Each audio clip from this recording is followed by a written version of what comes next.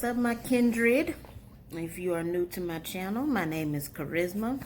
My channel is Kindred Survivors. This is a channel where survivors can tell their stories, get advice. Mind you, I am not a licensed therapist or nothing like that. I'm just an average, everyday woman on a healing journey just like anybody else. Excuse my sniffles. I've been cutting onions and some more stuff today, so ignore me. But anyway, today I will be talking about the power of your energy. And the reason I'm talking about it is because too often when it comes to our energy, we don't realize the things that are in our subconscious. So what we do is we hold trauma in our subconscious, and then we consciously wait for someone to change our mind about those things. Like, I'll speak from, different things that I've seen. People say things like, people are shysty, they messed up or whatever, and, if anybody want me to believe different, they gonna have to change my mind, because that's all I see. And you don't realize the power of your energy, because that's what's in your energy, and that's what you exude. Ooh, I know. It's okay, it happens. You exude it because, again, that's what's in your energy.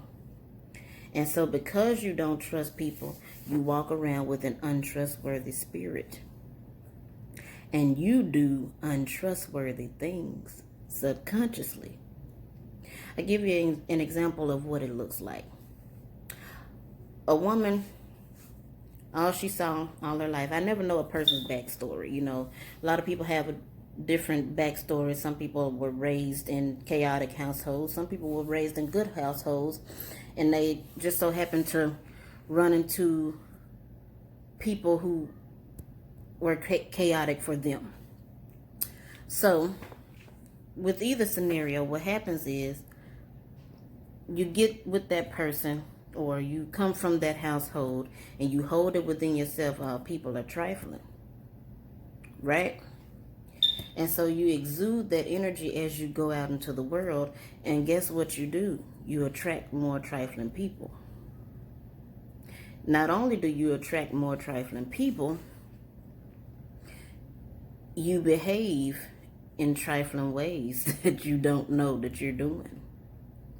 Or like, say you have a wounded person and they have an attitude problem. What happens is, because they know what they've been through, they justify their pain and their behavior because of their pain.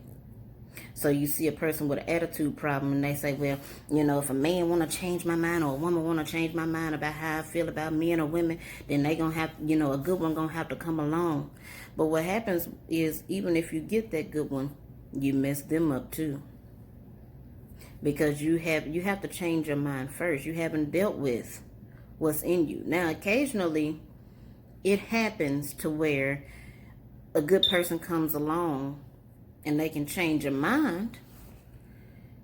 But in the process of them changing your mind, you're also traumatizing them because of your own trauma. And a lot of people know exactly what I'm talking about. Like, you get people that feel entitled to their attitude because maybe they've been in an abusive relationship or come from an abusive household, and they feel entitled to their pain. And so they say, well, I can have whatever attitude I want and accept me as I am. And when you do that and you go out into the world thinking you're going to find a good person, even when you find a good person, one or two things happen. You can change their mind, as far as you can change them, or they'll change your mind, but you've also hurt them in the process of changing their mind, or them changing your mind.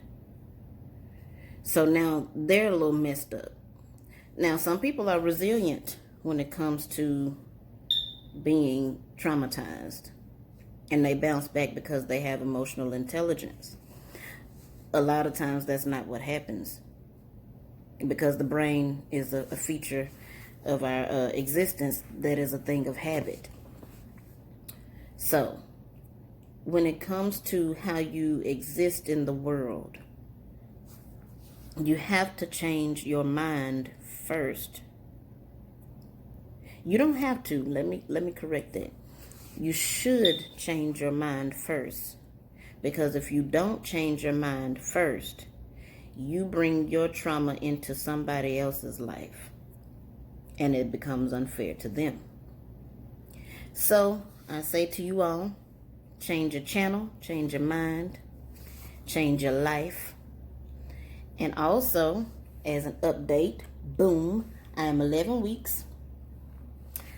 Baby is doing just fine.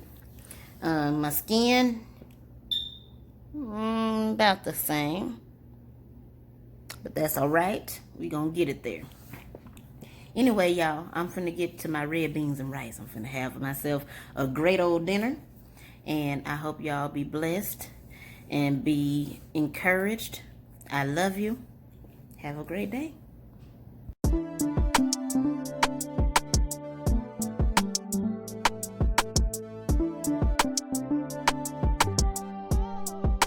Kindred